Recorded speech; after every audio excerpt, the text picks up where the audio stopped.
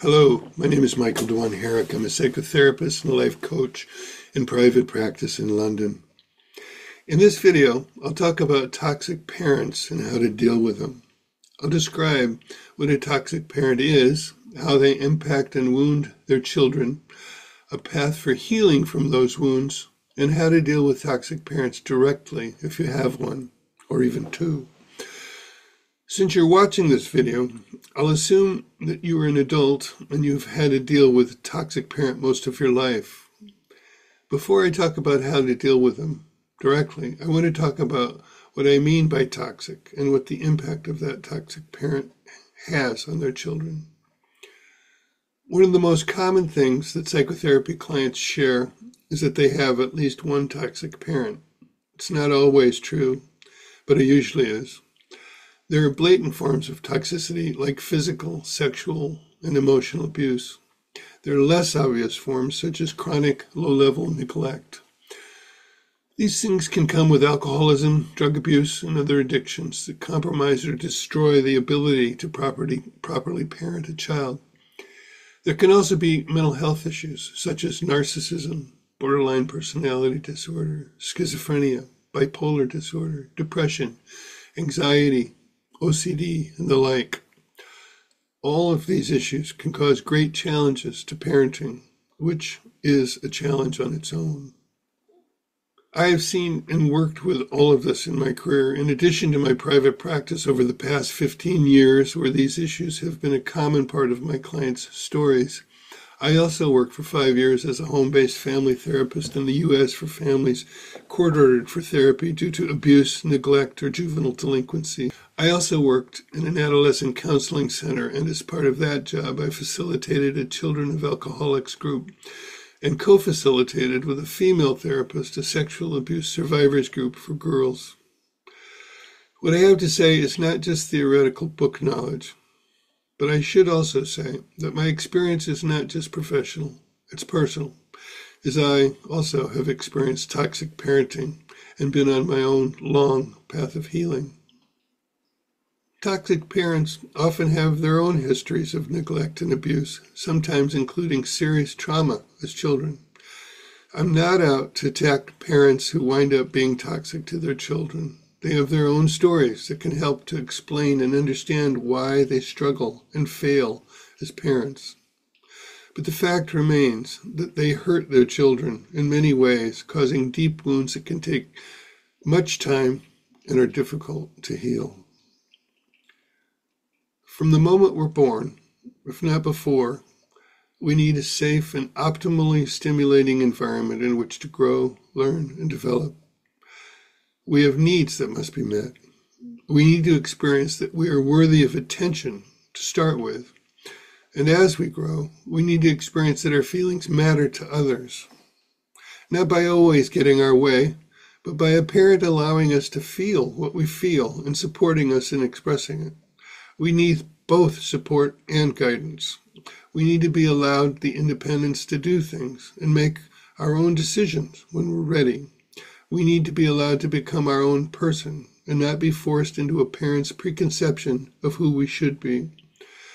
Admittedly, there is a tricky balance between this openness and a parent's responsibility to socialize their children and prepare them for the demands of an adult life.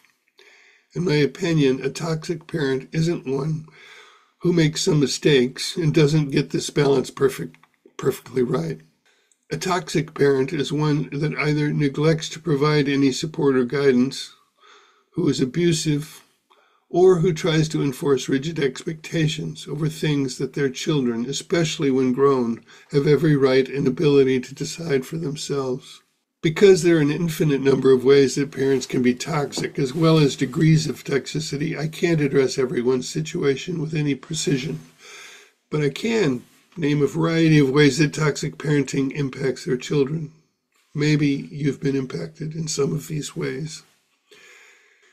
In cases of neglect, we learn that we're not worthy of attention. Our needs are not important, and no one will care if they're not met. We may learn to ignore our needs or not even be aware of them. Likewise, if our feelings are unimportant to others, we may learn to treat them as unimportant or ignore them altogether. Eventually, we don't even know what we feel, let alone how to express it. We don't learn what a secure attachment looks like or how it feels, and instead develop an insecure attachment style, such as avoidant, anxious, or disorganized. Because we haven't learned how to regulate our emotions through a secure attachment relationship, we have difficulty doing that as an adult. All of this adds up to troubled relationships. We often seek out relationships with people who feel familiar by being like our toxic parent, but this never goes well.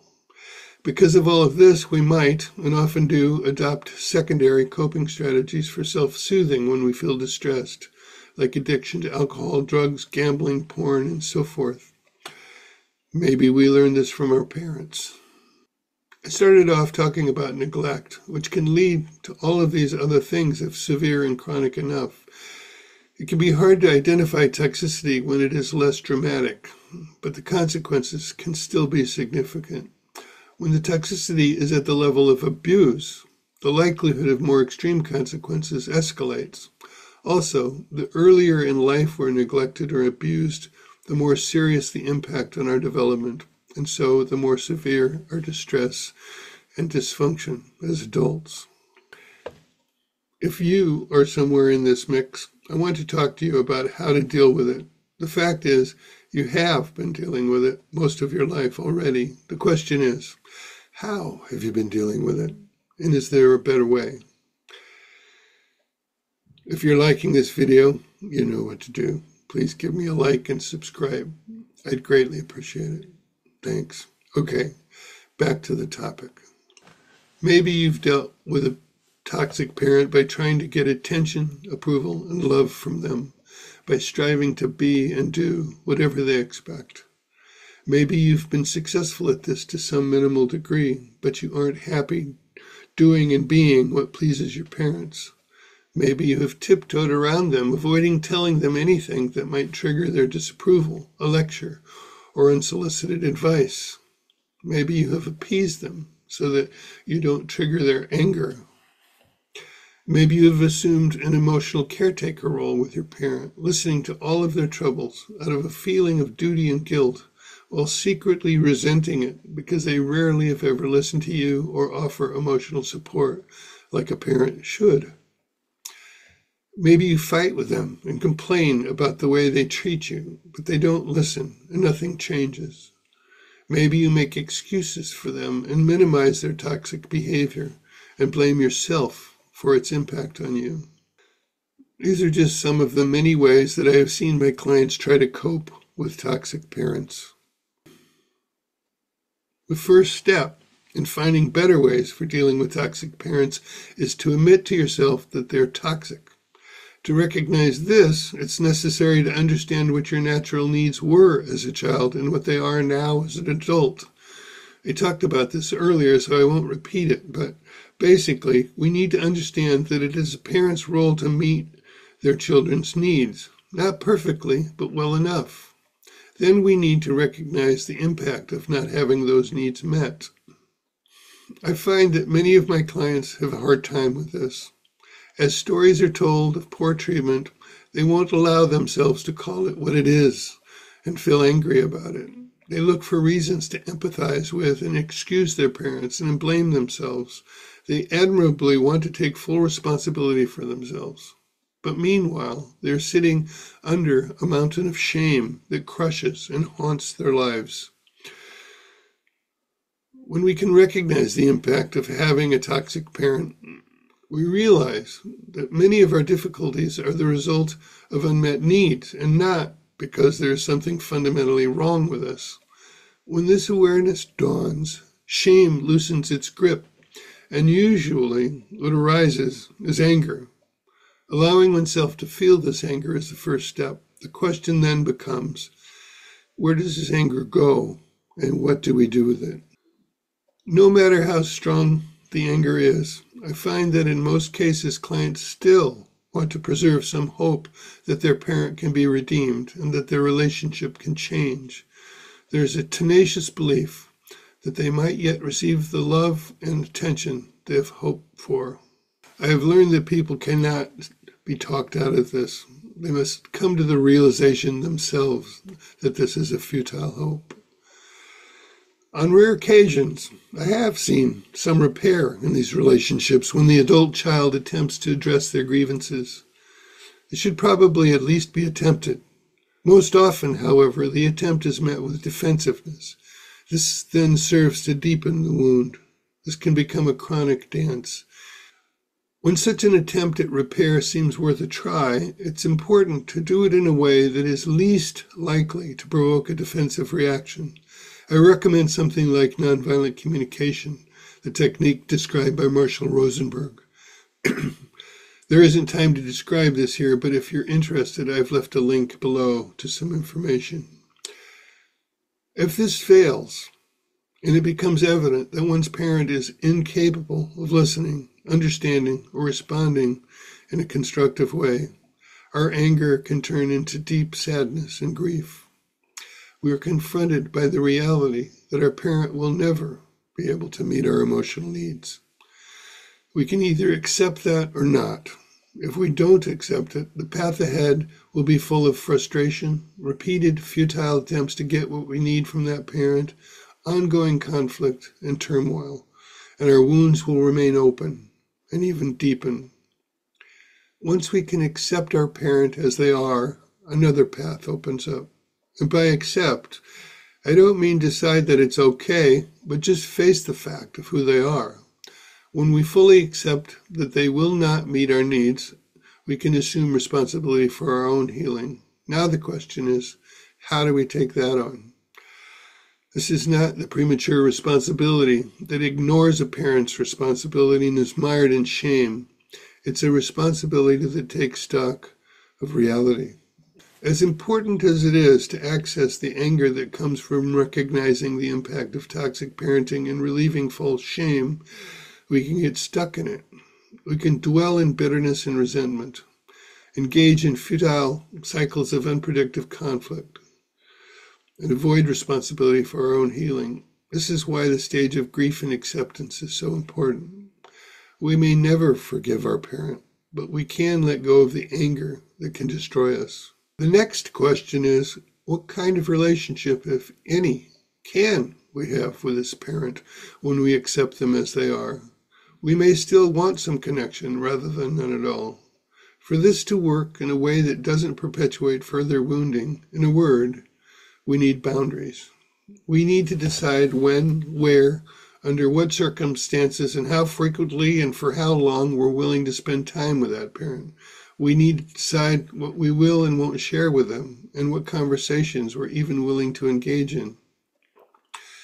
We need to limit the frequency and duration of phone calls, whether we're willing to get together for holidays and if we will host them at our home. Making such decisions can be difficult. It can rouse our guilt and fear of their reactions. When parents object, get angry, or make threats, we can give in. This is where anger still has some work to do. Just because we've allowed ourselves to feel grief about what we will never get from our parent does not mean that we don't still feel anger sometimes. We're just less likely to get stuck in it. And since it still comes up, it's useful toward motivating us to stick to our guns and not let parents guilt trip us into dropping the boundaries that we know we need to have as part of taking responsibility for our own well-being. And sometimes parents are so persistently toxic, and the trauma and distress they have caused is so wounding that it can become necessary to cut them out of our lives altogether. This is a radical and profound choice, but sometimes it must be done.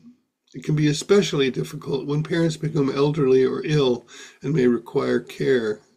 Maybe they're isolated and lonely.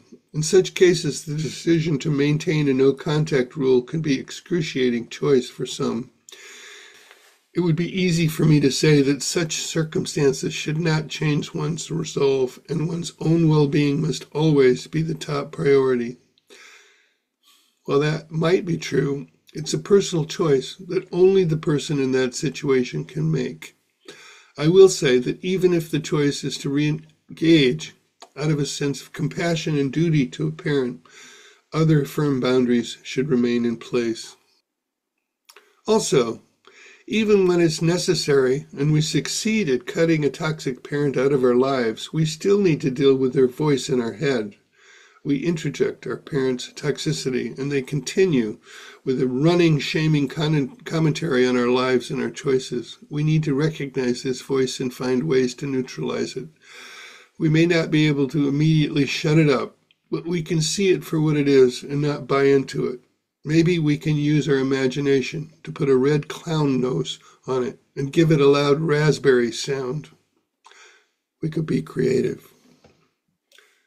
Beyond dealing directly with a toxic parent, we still have to deal with their impact on our lives. Chances are that a lifetime of trying to please and appease a toxic parent has left us not really knowing who we are or what we really want in life. We don't recognize our needs and feelings. We need to reconnect with ourselves and figure out and clarify our values, our goals, and our aspirations. We need to embark on our own path and do the things that align with our own vision. We need to inure ourselves to their disapproval. We need to learn self-compassion and find ways to give to ourselves what our parents were unable to give to us.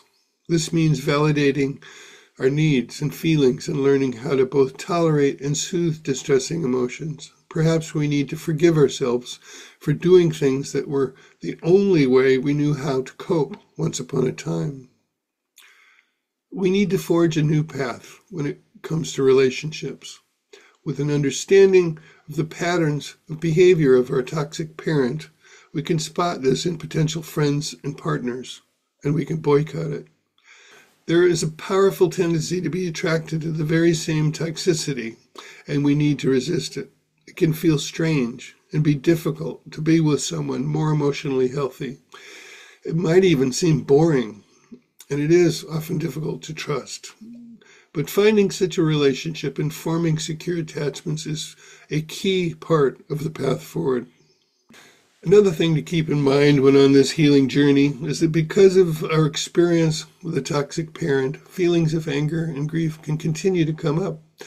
Our memories don't evaporate, and when they're triggered, old feelings arise. As our healing proceeds, these are feelings that we can increasingly have and tolerate without being had and possessed by them. Our commitment to living our own life on our own terms won't leave enough space for them to fester, but they will likely pay us a visit from time to time. Don't take this as a failure. When wounds heal, they leave scars, but scars don't have to be a problem. They can be a reminder of something we have survived and overcome. I think that's a good note to end on. Thanks for staying with me to the end. I wish you strength, courage, and clarity on your path of dealing with and healing from a toxic parent. Until next time, take care of yourself and each other. Bye for now.